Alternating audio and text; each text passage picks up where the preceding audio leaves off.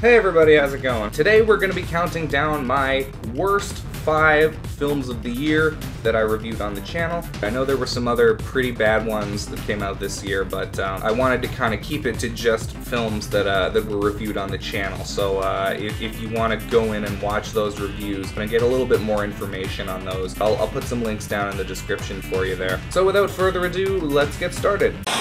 Number 5 is going to be WreckIt Ralph 2, Ralph Breaks the Internet. Now there were a few more obvious choices that I probably could have put in this number 5 position. Stuff like The Meg or Venom, Super Troopers 2, other stuff like that yeah, was probably worse, but I decided to go with WreckIt Ralph 2 because I think just in terms of films that really disappointed me this year, WreckIt Ralph 2 was really near the top of the list there. I really liked the first WreckIt Ralph. This one, on the other hand, not so much. The biggest problem I think with this movie is that the moral of the story completely undermines the moral of the story from the previous movie. The characters are no longer interesting.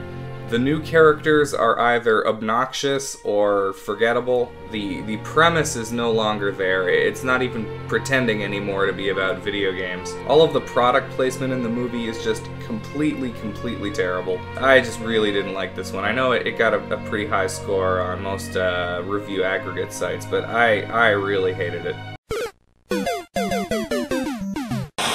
Number 4 is going to be The Happy Time Murders. This is another one that I was really disappointed by. So for those that don't remember or don't know, this is sort of an R-rated take on sort of a Muppets kind of thing, where it's these puppets living in the real world alongside people, and I was really excited to see the Jim Henson team, the guys that do the Muppets, take on some subject matter that is not, you know, child or family oriented, because I really do like those guys and I like the craft that they do of puppeteering. In fact, I think the best part of the movie was during the end credits. And I'm not joking, like, yeah, the best part of the movie was when it was over. No. I mean, like, during the end credits, you get to see a lot of behind the scenes stuff, how a lot of these puppet segments were made, and that was all really interesting stuff, and so that is worth watching if you can maybe find that on YouTube. But as for the rest of the movie, nah. The writing just wasn't there. Nothing really intelligent is done with the premise at all. It's just a whole bunch of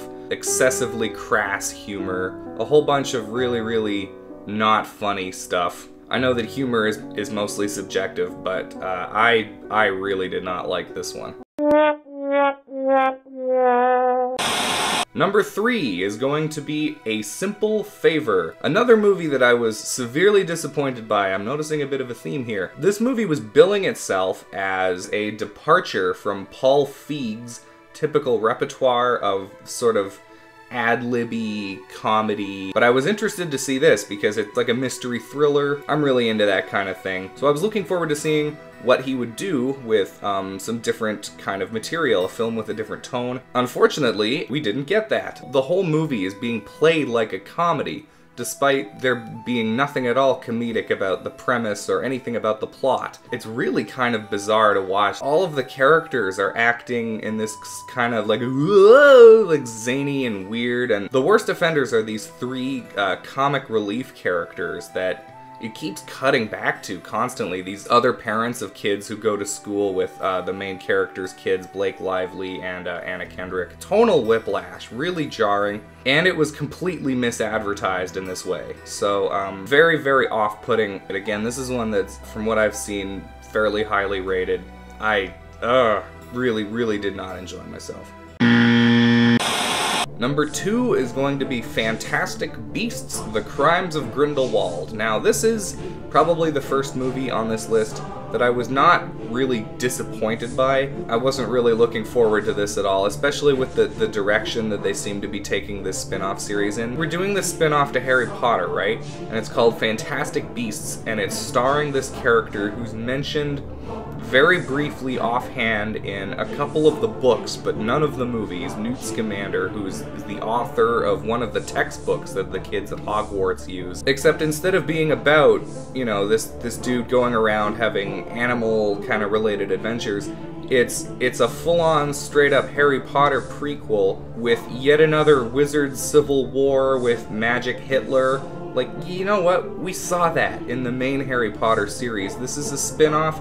Time to do something different. Like, if you wanted to make a Grindelwald spin-off, why didn't you just do that? Why did it have to be kind of snuck into this Fantastic Beasts premise? So, okay, I don't like the premise. That's fine. None of that should really matter, though, as long as the movie is good, right? Well, it's not. I didn't like the last one too much, but it was way better than this. This movie is an absolute mess.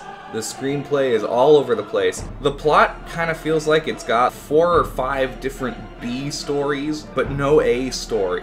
It's really, really weird. The main character has nothing to do with the plot. He's sort of just along for the ride. A lot of problems with this one. Really, really didn't like it. But even Fantastic Beasts 2 has absolutely nothing on what I would consider the #1 worst film that I reviewed in 2018, which is absolutely no contest, A Wrinkle in Time.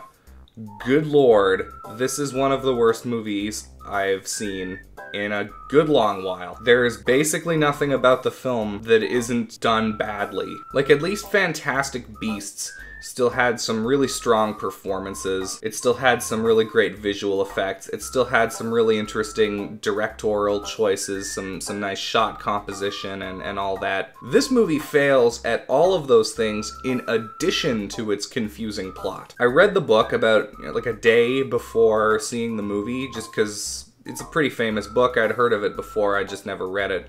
I liked the book fine. I feel like I would have enjoyed it a lot more if I'd read it when I was a little kid. But, you know, for what it was, I thought it was okay. But this movie was really, really not. It takes the same plot as the book, but it removes almost all of the exposition from the story. So it was just total non sequitur. Like, we're here, and now this completely other different thing is happening, and we're not explaining why at all. The whole thing was just so bad. I don't even know how to describe it. It's one of those movies you kind of just have to see for yourself to fully understand how terrible it is. That said, I still don't recommend watching it. It's almost comically inept, but not enough so to make it so bad it's good. The main characters, the 3 kids, you know, it's really not 100% fair to criticize child actors, but I mean, I guess the main girl was fine, but the other 2, like the older boy just seems like he's bored the entire movie, even when he's like plummeting thousands of feet through the air. Oh my god, and the younger kid. I stand by what I said in my review. I don't think you could really cast that role in a way that wasn't terrible, because it's sort of that trope where it's the very, very young child is a super genius and talks and acts like an adult. I don't know how you would play that in live action. Honestly, I don't think you can. Let me play a couple clips here. This is out on Blu-ray now. I can show you what I'm talking about. She's quite an aberration, you know. Yeah, I can tell. Shame on you for talking like that. It's practically the safest place in the universe. You think making up mean stories about people makes you feel better about yourselves? Well, it doesn't, does it? We're your only option, and we're starting to not want you. A feeling you're very used to action. The It has shown me my potential. I can see the weaknesses of any soul. Meg might be a mess, but she has more potential in her pinky than you do in your whole body. I'm underwhelmed.